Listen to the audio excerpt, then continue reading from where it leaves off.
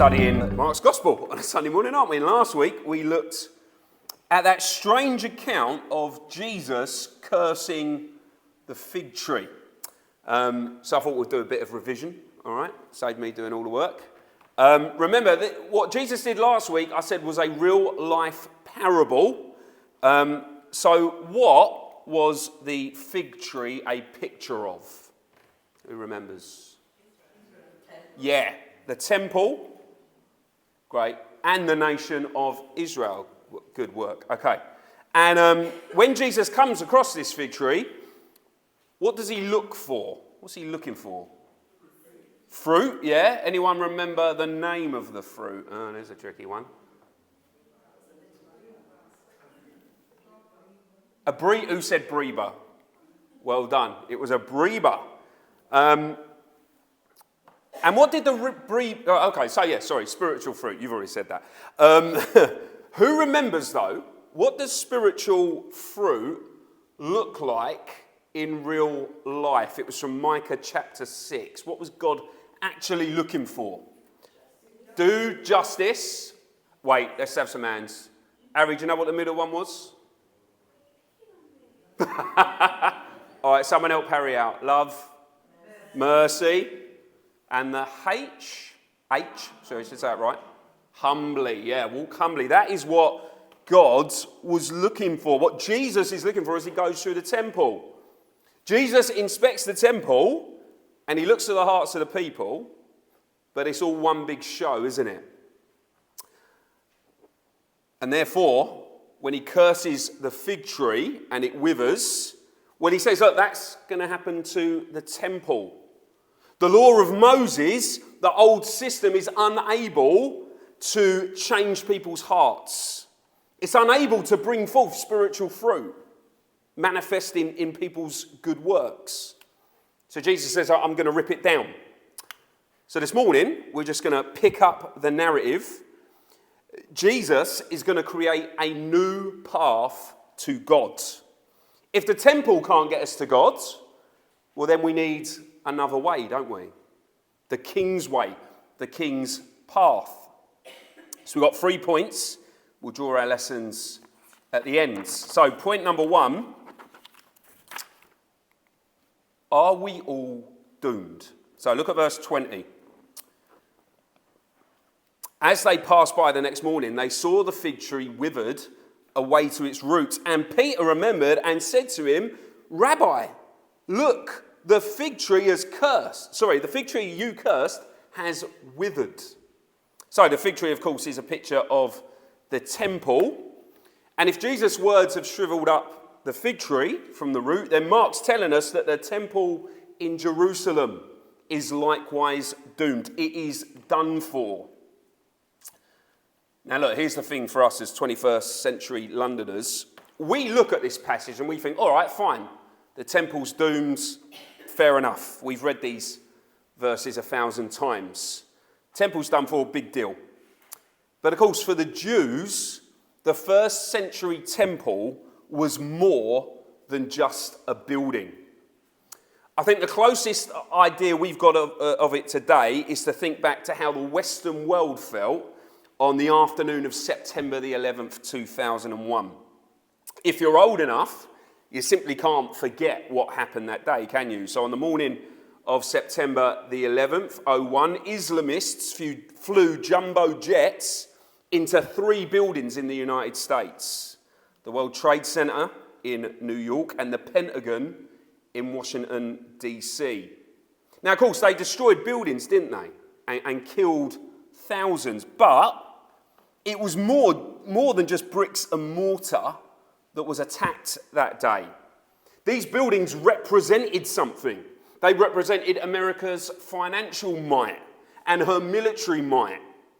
And so on September the 12th, the big question was, well, is America safe? Is the West safe? If they can do this so easily, what else are they likely to do?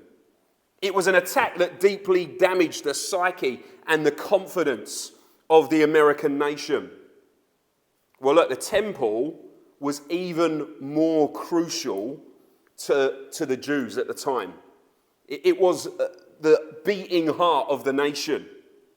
Having the temple for them meant that Yahweh God was with them. This building defined who they were as a people. It was at the center of their culture. It was at the center of their religion.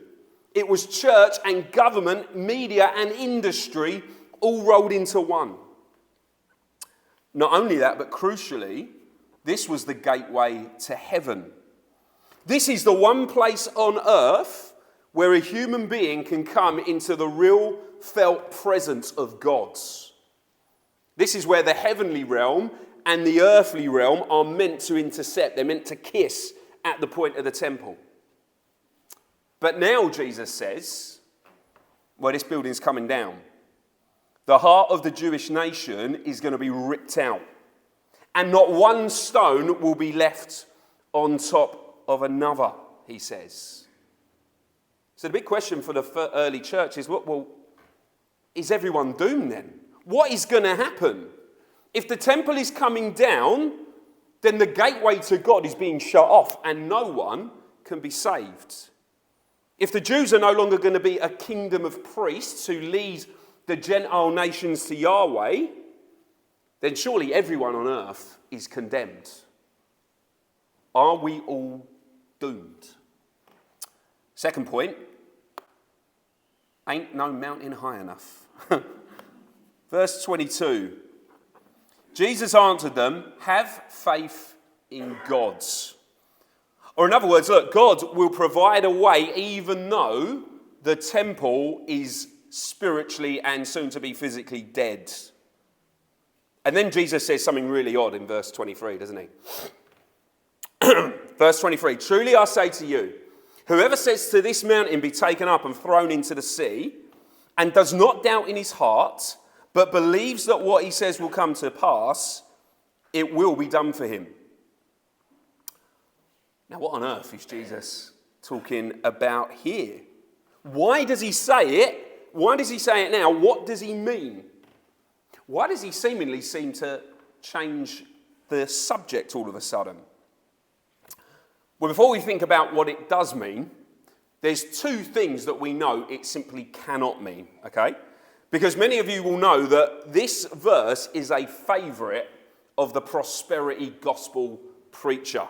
So if we misread this verse, if we get it wrong, we'll open ourselves up to all kinds of trouble in our Christian lives. So, first thing it can't mean, it cannot mean the actual physical removal of a real mountain. Why? Well, if the removal of actual mountains takes faith, then there's no one more faithful than Jesus, is there? And yet at no point does Jesus ever decide, you know what, I'm going to ask that mountain to go into the sea. He never does it. And at no point in the New Testament does anyone command a mountain, a physical real mountain, to go into the sea. So Jesus is obviously speaking figuratively. Second, though, he also can't be saying that the answering of any and every prayer is dependent on our faith. As I said, the prosperity gospel preachers love this verse. Hold there, I forgot my heretic hat. Wait, this was a big error. I'll be back 1 second. Sorry, I'm going to say some things that are not true. They're false. This is what prosperity gospel preachers say. So whenever, in case someone walks in and they hear me going on, they want to know, what is that twit up to? Right. I'm now a heretic. Don't believe anything. Is it? Oh, you want it? Is that right, Tekka? Excellent. Make sure he looks smart when he's being an idiot. All right. Okay, this is what the heretic says in response to this verse. Christians, if you want a Ferrari, right? If you want financial security, if you want good health and success, well, look, it's all about your faith, isn't it? Anything you want, anything at all, is attainable when we ask God in prayer. If you want it, name it in prayer, proclaim it, believe it in your heart, and it will be so. Look, that's what Jesus says, isn't it? Verse 24. Therefore I tell you, whatever you ask in prayer, believe that you have received it, and it will be yours. You can move mountains, brothers and sisters. if you've got enough faith. You can remove the mountain that stands between you and that Lamborghini. The mountain that stands between you and success. And you can take that mountain, you can cast it into the sea and receive the blessings of heaven. They will flow down. Take that off. How do we know that Jesus doesn't mean that? Well, consider what his very own half-brother James says in his epistle. James chapter 4, verse 2, James says this, "You covet, but you cannot get what you want, so you quarrel and fight. You do not have because you do not ask God. And when you ask, you do not receive because you ask with wrong motives, that you may spend what you get on your pleasures." James says, look, keep asking for that Ferrari if you want, but you're never going to get it. Why? Well, because if you want a vehicle, why are you not asking for a minibus? If you've got a minibus, you can drive around the local area and pick up all the old people and bring them to church, can't you? Why are you not asking for a burger van? If you had a burger van, you could drive around and hand out free food. Here's a burger and a leaflet about Jesus. Why are you not asking for a transit van? You've got a transit van, you can maybe pick up food and take it to the food bank, pick it up from people's houses. James says you don't get because you don't ask. And you're not asking the right thing. You've got no desire to serve like Jesus. You just want to serve yourselves. Therefore, when you ask, you don't get. Christian friend, we've got to be so careful, haven't we, who we're listening to online, how we're reading God's words. Because wolves will take the word, twist it, and deceive many. Okay, that's what it can't mean.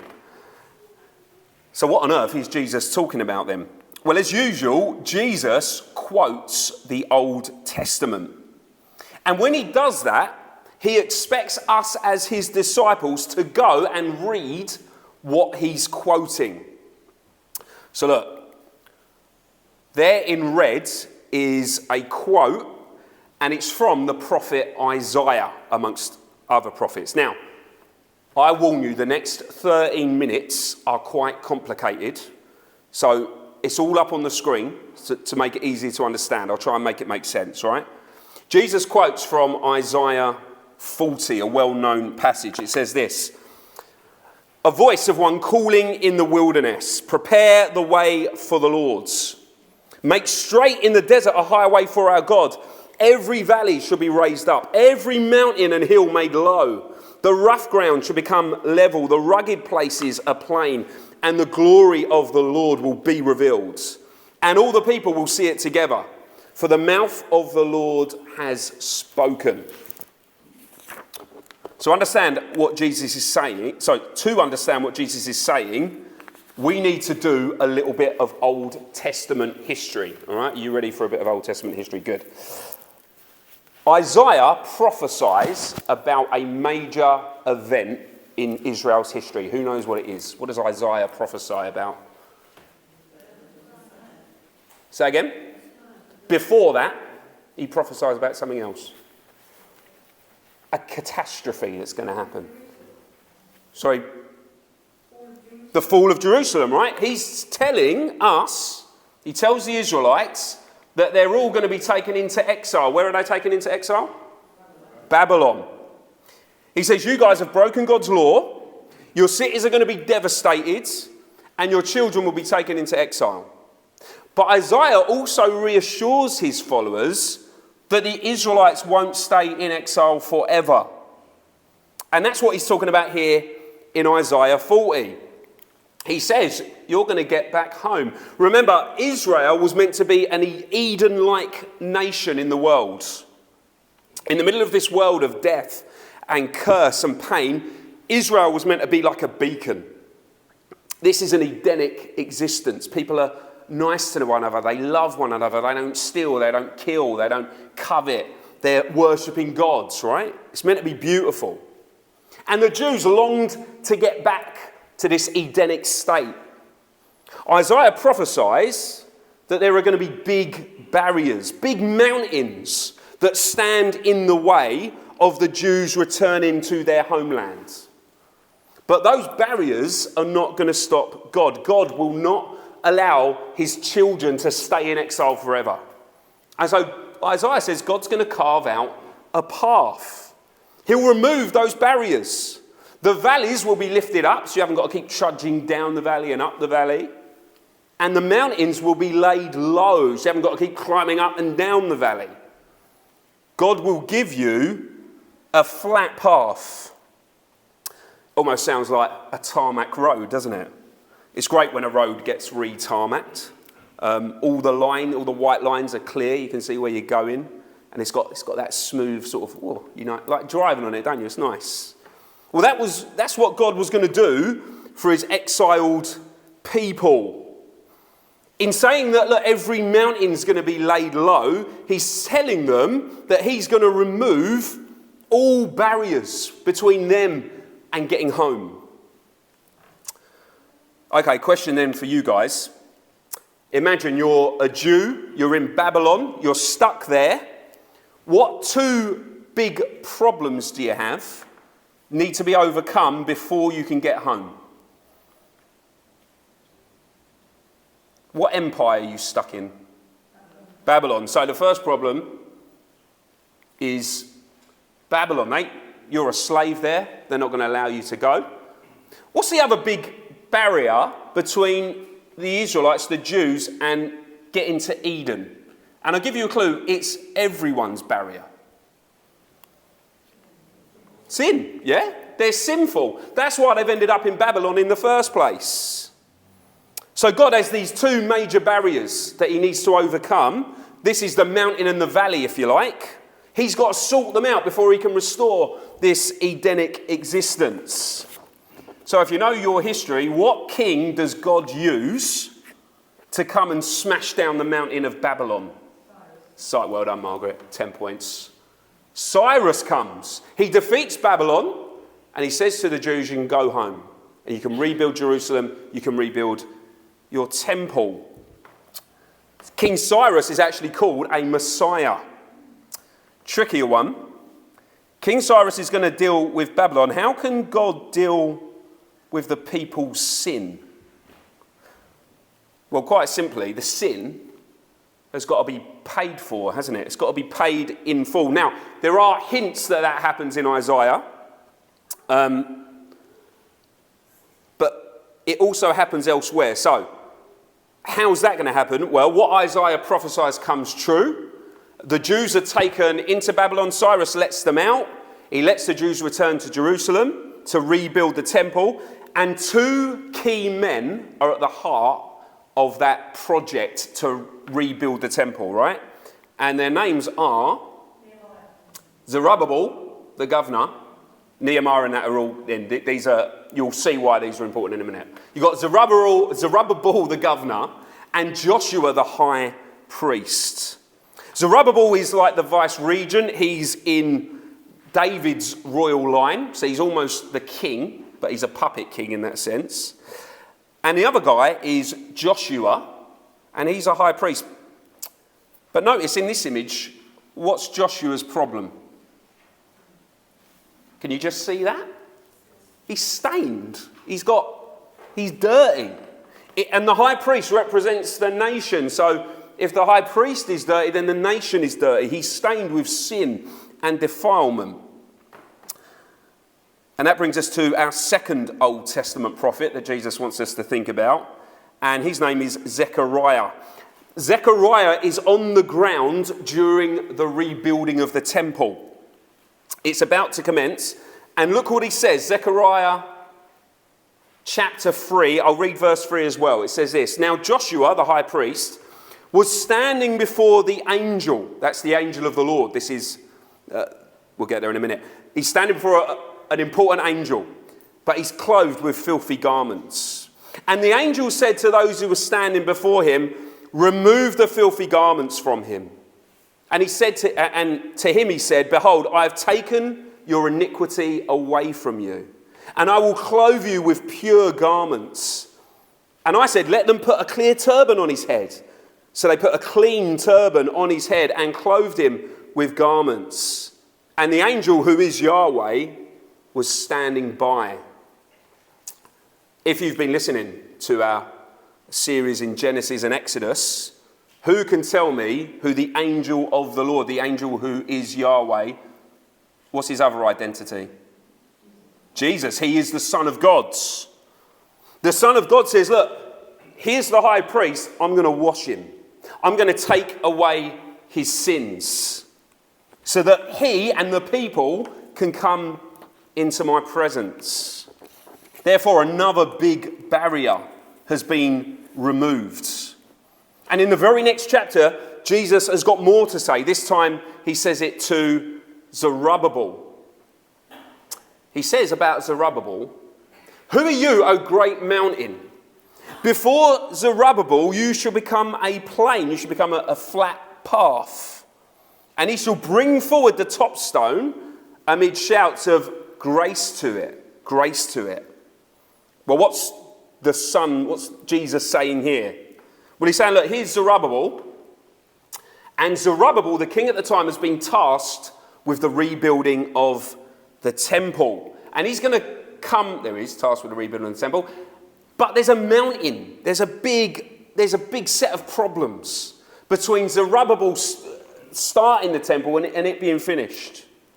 So, for example, at the time, the Jews didn't have enough money. They didn't have enough men.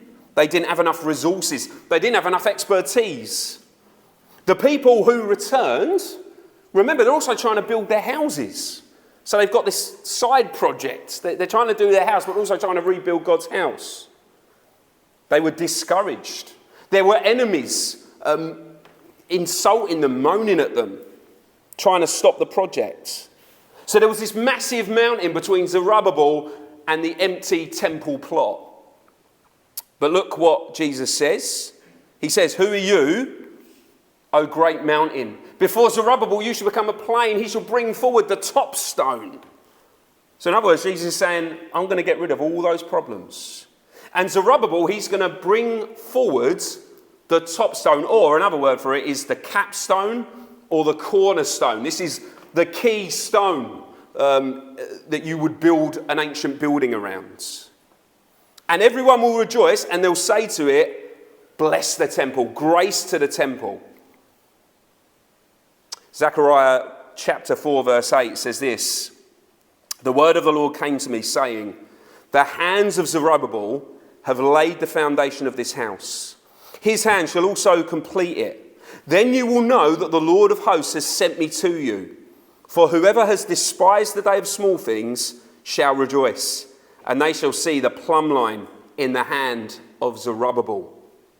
And so chapter 6 of Zechariah, we see Joshua and Zerubbabel reigning from Jerusalem with a new temple.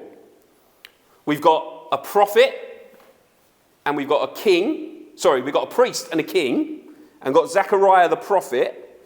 And now Eden, or an Eden-like state, can start again. The people can be reunited with God. Okay, lot to take in there, right? Hold all that in your brain. Have those images in mind, because Mark's gospel takes place 550 years after this. A lot of time has elapsed. And now, as we saw last week, although there is a temple in Jerusalem, it's the same temple. Herod's added to it a little bit. But the temple's there, but Eden has still not yet been achieved. Remember, in Eden, there is an abundance of fruit, remember? God says to Adam and Eve, look at all the fruit. Go and eat what you want. So in Eden, there should be an abundance of spiritual fruit. And remember, in Eden, God walks with men and women. So when Jesus goes into the temple, we should see marks of God being there. And there's life and there's joy. But when Jesus does get to the temple, there's no fruit. God isn't there. And there's no happiness, there's no joy. In fact, the angel who is Yahweh, Jesus the Son, he walks in. He's so disappointed, he walks straight back out. What does Joshua, the new Joshua, remember it's the same name, What does he do then? Well, last week he said, I've called time on this second temple. So he says it's going to wither, it's going to die from the root. And so just like, see the point, right? Just like in Zechariah's day, there's an empty temple plot. But he says to the disciples, have faith, this mountain can be thrown into the sea. Remember in Zechariah's day there were big problems before he could build a new temple.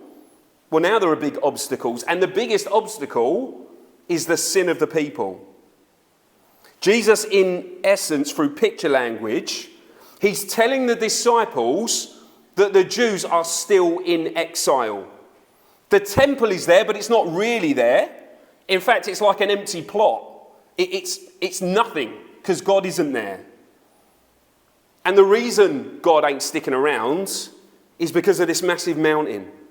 It's a mountain of sin and rebellion and disobedience. And we've seen that play out in Mark's Gospel, haven't we? We've seen the political and religious elite. They're proud, they're greedy. They think they're pleasing God, but they're selfish. And therefore God has departed from them, he's left them. They're in exile, but they don't even know it. In fact, God, as Jesus, is looking them in the face, and they still don't recognize God when he's talking to them. But, says Jesus, have faith, because this mountain can be thrown into the sea. Just like in Zechariah's day, once the mountain has been removed, a new project can begin. So check this out, right? Jesus is going to get rid of that mountain. And he's just like Zerubbabel, he's going to start rebuilding the temple. So he is a new Zerubbabel, he's the rightful king of Israel. And he's going to bring Eden back to his people. He's a new Joshua, a high priest who will invite people into God's presence. He will bridge that gap between God and men. And he's the ultimate prophet, isn't he? Whose words regarding the temple come to pass. And more amazingly, he is the temple. He is now the gateway to heaven. He is the access to the Father. He is access to eternal life. That's why Psalm 118, we read those famous verses. The stone the builders rejected has become the cornerstone, the capstone, the top stone, the foundation of God's building. The Lord has done this, and it's marvelous in our eyes. Okay, well done. I told you it was complicated, right? So back to Mark, back to the text. What is Jesus saying to us in this verse? Verse 22, Jesus answered them, have faith in God. Truly I say to you, whoever says to this mountain, be taken up and thrown into the sea, and does not doubt in his heart, but believes that what he says will come to pass, it will be done for him. Just like in Zechariah's day, Jesus is referring to the obstacles that stand in the way of human beings being able to have a relationship with Yahweh. What is the big barrier, the big wall that comes between us and God? Well, it's sin, isn't it? Therefore, Jesus says, look, if you pray to have your sin removed and you have faith, then he'll remove it. Remember, it was Jesus himself who removed the sin from the high priest 500 years earlier. And he says he'll do it again, so that the people can be reunited with God's. But he says you've got to have faith. You've got to believe it from the bottom of your heart. Verse 24, therefore I tell you, whatever you ask in prayer, believe that you've received it and it will be yours. If you believe, you will be forgiven. Your mountain of sin will be wiped out. Well, maybe you're thinking, I'm not quite convinced. How do we know for sure that Jesus is referring to sin and forgiveness rather than an actual mountain? We'll look at the final verse, verse 25. And whenever you stand praying, forgive, if you have anything against anyone, so that your Father, who is in heaven, may forgive you your trespasses. Jesus repeats a well-known teaching here, doesn't he? He expects forgiven people to forgive. He says, if you expect God to forgive you for your sins, well, you've got to forgive your brother and sister. Okay, 2 points down. Last point, let's apply it quickly to ourselves. This is how we apply it. We say, this is all better than a new Ferrari, isn't it? I've got to admit, I sometimes wish that the prosperity preachers were telling the truth. I drive a Vauxhall Zafira with a big dent in the side of it, right? I wouldn't mind a new Ferrari. But as we've seen in Mark before, a Ferrari can't last, can it? One day, all of our vehicles, whether you own a Lamborghini or a Lada, they will end up on the scrap heap. They will end up as rust. And therefore, what Jesus offers people here is far, far better than the passing pleasures of this world. What he's offering us here is better than a Ferrari. How is this better? Well, 3 quick ways. What Jesus says about mountains is better than a Ferrari, first of all, because it means we can have access to God. That's really small, sorry. We're going to say that. It means we can have access to the Lord's. Each one of us here is a Christian, if we're a Christian, has had rebellion in our lives, sin. And each one of us has had a particular sin that defined us. So for some of you, perhaps it was lust that defined you. It was lust that captured you. For others, maybe it was greed. You were greedy for money. You were greedy for power. You were selfish. Maybe some of you were entangled with envy. You keep looking sideways at other people and thinking, oh, I wish I had what they had. It's not fair. Well, here's the good news. If you put your faith in Jesus, he removes that mountain of sin. And not just your enticing sin, not just the main sin, but all the sin in your life. And he creates a path for you. A path which means you get to enter his kingdom. You get to be part of that new Edenic experience in this life and the next. You will inherit eternal life. Well, look, this morning, if you ask Jesus to remove your mountain of sin, or are you still sitting on the fence? Secondly, this is better than a Ferrari because it means none of our loved ones are out of reach.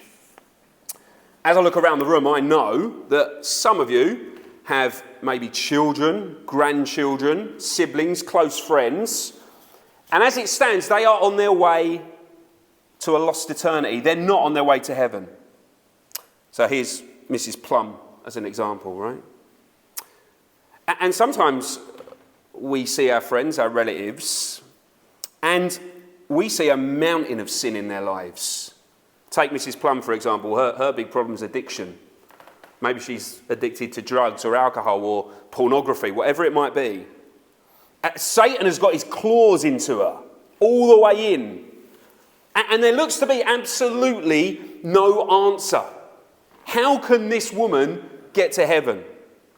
There's absolutely no chance from a human point of view. Well, this morning Jesus reminds us there ain't no mountain high enough to keep a lost sinner from heaven.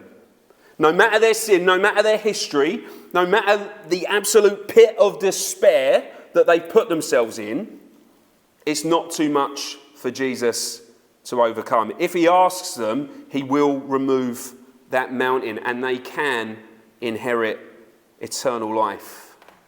And therefore there is hope for every single one of our friends and family.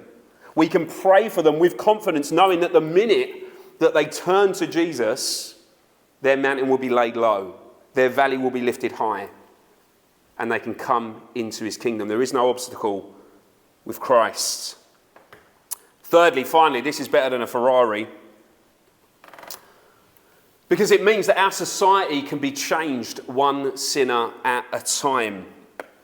As we look at Lewisham, as we look at London, what do we see? Well, we see a mountain of sin, don't we? I've listed some now. I don't know if you can see them. Fornication, narcissism, pornography, violence, racism, rape, theft, domestic violence, Hindu idolatry, child abuse, drug addiction, abortion, corruption, false religion like Islam and others. This is a mountain of sin. These things are stuck between people and a relationship with God. But of course, what have we heard this morning? Well, there's no mountain high enough that Jesus can't overcome. He is our King, and he can demolish all of those things. And therefore we can pray for our society, can't we? We can pray that God will remove those mountains and bring people into his kingdom. And all of this is because, let's remember, that Jesus defeated the old regime. Cyrus had to defeat the Babylonians, but Jesus goes a step further.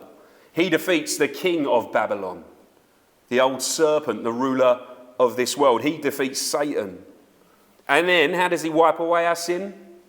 Well, he goes to the cross, and he suffers and he dies for us, and he cries out, Tetelestai, paid in full. And that means that our mountain has been removed. That means that the King has created a path for us, and all who follow him, all who put their faith in him, will enjoy his presence forever in a new heaven and a new earth.